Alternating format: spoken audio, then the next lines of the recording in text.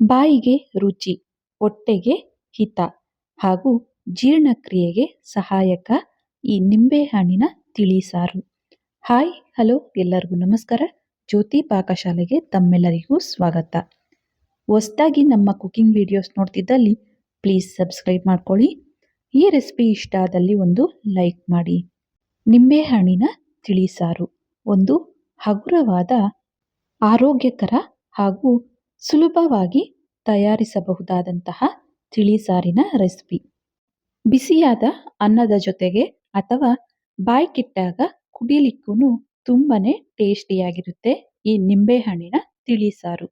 ಬನ್ನಿ, ಸಿಂಪಲ್ ಆದಂತಹ ಟೇಸ್ಟಿಯಾದಂತಹ ಈ ನಿಂಬೆಹಣ್ಣಿನ ತಿಳಿಸಾರು ಯಾವ ರೀತಿ ಮಾಡೋದು ಅಂತ ನೋಡೋಣ. ನಾನಿಲ್ಲಿ 2 ಚೆನ್ನಾಗಿ ಹಣ್ಣಾಗಿರುವಂತಹ ನಿಂಬೆಹಣ್ಣನ್ನ ಚಿಕ್ಕ ಸೈಜಲ್ಲಿ ತಗೊಂಡಿದ್ದೇನೆ. ನಂತರ ನಾನಿಲ್ಲಿ ಪುಡಿನ ಮಾಡ್ಕೊಳ್ಳಿಕ್ಕೆ ಅಂತ ಈ ರೀತಿ ಕುಟ್ಟಣಿಗೆನ ತಗೊಂಡು ಅರ್ಧ ಟೇಬಲ್ ಸ್ಪೂನ್ ಆಗುವಷ್ಟು ಜೀರಿಗೆ, 1/4 ಟೇಬಲ್ ಸ್ಪೂನ್ ಆಗುವಷ್ಟು ಇದಕ್ಕೆ ಕಾಳು ಮೆಣಸನ್ನ ಸೇರಿಸಿ ಚೆನ್ನಾಗಿ ಇದನ್ನ ಈ ರೀತಿಯಾಗಿ ತರಿಯಾಗಿ ಕುಟ್ಟಿ ಪುಡಿ ಮಾಡ್ಕೊಳ್ತೇನೆ. ಈ ರೀತಿ ಪುಡಿ ಆದ ನಂತರ ಇದಕ್ಕೆ 1 ತುಂಡಾಗುವಷ್ಟು ಶುಂಠಿನೂ ಸಹ ಸೇರಿಸಿ ಚೆನ್ನಾಗಿ ಈ ರೀತಿಯಾಗಿ ಜಜ್ಕೊಳ್ತೇನೆ. ನೋಡಿ, ಈ ಹದಕ್ಕೆ ಕುಟ್ಟಬೇಕಾಗುತ್ತೆ. ಈಗ ಈ ಕುಟ್ಟಿರುವಂತಹ ಪೇಸ್ಟ್ ಅನ್ನ ಒಂದು ಪ್ಲೇಟಿಗೆ ತೆಗೆದುಕೊಳ್ತೇನೆ. ನಂತರ ತಿಳಿ ಸಾರು ಮಾಡ್ಲಿಕ್ಕೆ ಅಂತ ಪಾತ್ರೆನ ಗ್ಯಾಸ್ ಮೇಲೆ ಇಟ್ಟು ಗ್ಯಾಸ್ ಅನ್ನ ಹಚ್ಕೊಳ್ತೇನೆ. ಇದಕ್ಕೆ 1 ಚೊಂಬ ಆಗುವಷ್ಟು ನೀರನ್ನ ಸೇರಿಸ್ಕೊಳ್ತಾ ಇದ್ದೇನೆ. ನೀರು ಸ್ವಲ್ಪ ಬಿಸಿ ಆಗಿದ್ದೇನೆ ಇದಕ್ಕೆ ಒಂದು 3ರಿಂದ 4 ಹಸಿಮೆಣಸಿನಕಾಯಿನ ಈ ರೀತಿ ಅರ್ಧಕ್ಕೆ ಕಟ್ ಮಾಡಿರೋದನ್ನ ಸೇರಿಸ್ಕೊಳ್ತೇನೆ. ಸ್ವಲ್ಪ ಕರಿಬೇವು, ನಂತರ ಕುಟ್ಟಿರುವಂತಹ ಮಿಶ್ರಣನ ಸೇರಿಸ್ಕೊಳ್ತೇನೆ. ಹಾಗೇನೆ ಇದಕ್ಕೆ ಸ್ವಲ್ಪ ಬೆಲ್ಲನೂ ಸಹ ಸೇರಿಸ್ಕೊಳ್ತಾ ಇದ್ದೇನೆ.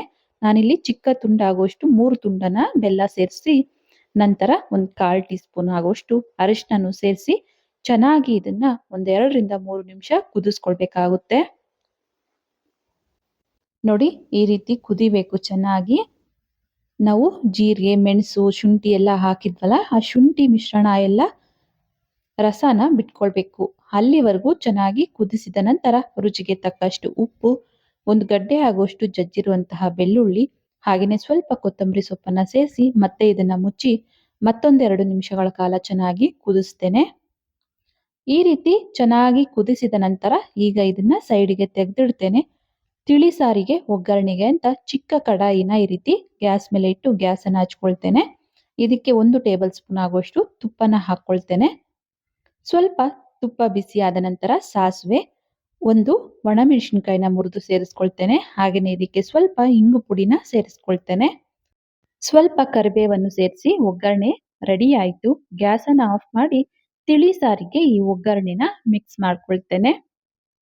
ಇನ್ನು ಯಾರೆಲ್ಲ ಸಬ್ಸ್ಕ್ರೈಬ್ ಮಾಡ್ಕೊಳ್ದೆ ವಿಡಿಯೋ ನೋಡ್ತಿದ್ದಲ್ಲಿ ಪ್ಲೀಸ್ ಸಬ್ಸ್ಕ್ರೈಬ್ ಮಾಡ್ಕೊಳ್ಳಿ. ಬೆಲ್ ಐಕಾನ್ ಮೇಲೆ ಕ್ಲಿಕ್ ಮಾಡಿ ಆಲ್ ಅನ್ನೋ ಆಪ್ಷನ್ನ ಆನ್ ಮಾಡ್ಕೊಳ್ಳಿ. ನಾನು ಯಾವುದೇ ಹೊಸ ವಿಡಿಯೋ ಅಪ್ಲೋಡ್ ಮಾಡಿದ್ರು ನಿಮಗೆ ನೋಟಿಫಿಕೇಶನ್ ಬರುತ್ತೆ. ಒಗ್ಗರಣೆ ಎಲ್ಲವನ್ನ ಮಿಕ್ಸ್ ಮಾಡಿದ ನಂತರ ಈಗ ಇದಕ್ಕೆ ನಾವು ನಿಂಬೆ ಹಣ್ಣಿನ ರಸನ ಸೇರಿಸ್ಕೋಬೇಕಾಗುತ್ತೆ. ನಾನಿಲ್ಲಿ ಚಿಕ್ಕ ಗಾತ್ರದ 2 ನಿಂಬೆ ಹಣ್ಣಿನ ರಸನ ಹಾಕೊಳ್ತಾ ಇದ್ದೇನೆ.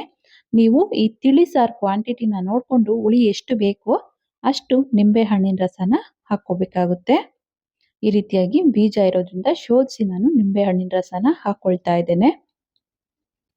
ನಿಂಬೆ ಹಣ್ಣಿನ ರಸನ ಸೇರಿಸಿ ಚೆನ್ನಾಗಿ ಇದನ್ನ ಮಿಕ್ಸ್ ಮಾಡ್ಕೊಳ್ಳೋಣ.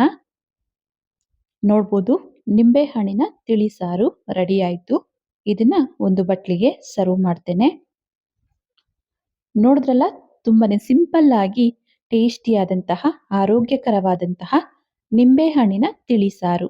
ಬಾಯಿ ಕೆಟ್ಟಾಗ, ಜೀರ್ಣಶಕ್ತಿ ಸರಿಯಿಲ್ಲ ಅಂದಾಗ ಈ ರೀತಿ ನಿಂಬೆ ಹಣ್ಣಿನಿಂದ ತಿಳಿ ಸಾರನ್ನ ಮಾಡಿ ಬಿಸಿ ಅನ್ನದ ಜೊತೆಗೆ ಅಥವಾ ಹಾಗೇನೆ ಕುಡಿಲಿಕ್ಕೂ ಕೊಟ್ವಿ ಅಂದಲ್ಲಿ ದೇಹಕ್ಕೂ ಹಿತ, ಬಾಯಿಗೂ ರುಚಿ, ತುಂಬಾನೇ ಟೇಸ್ಟಿಯಾಗಿರುತ್ತೆ. ಈ ತಿಳಿ ಸಾರಿನ ರೆಸಿಪಿ ನಿಮಗೆ ಇಷ್ಟ ಆಗಿದೆ ಅನ್ಕೊಳ್ತೇನೆ. ಇಷ್ಟ ಆದಲ್ಲಿ ಈ ವಿಡಿಯೋಗೊಂದು ಲೈಕ್ ಮಾಡಿ. ಇನ್ನು ಯಾರೆಲ್ಲ ಸಬ್ಸ್ಕ್ರೈಬ್ ಮಾಡ್ಕೊಳ್ತೆ ವಿಡಿಯೋ ನೋಡ್ತಿದ್ದಲ್ಲಿ ಪ್ಲೀಸ್ ಸಬ್ಸ್ಕ್ರೈಬ್ ಮಾಡ್ಕೊಳ್ಳಿ. ಈ ರೆಸಿಪಿ ಹೇಗೆ ಅನಿಸ್ತು ಅಂತ ಕಮೆಂಟ್ ಮಾಡಿ. ಹಾಗೆ ಈ ರೆಸಿಪಿ ಇಷ್ಟ ಆದಲ್ಲಿ ನಿಮ್ಮ ಫ್ರೆಂಡ್ಸ್ ಅಂಡ್ ಫ್ಯಾಮಿಲಿ ಮೆಂಬರ್ಸ್ಗೆ ಈ ವಿಡಿಯೋನ ಶೇರ್ ಮಾಡಿ. ಧನ್ಯವಾದಗಳು.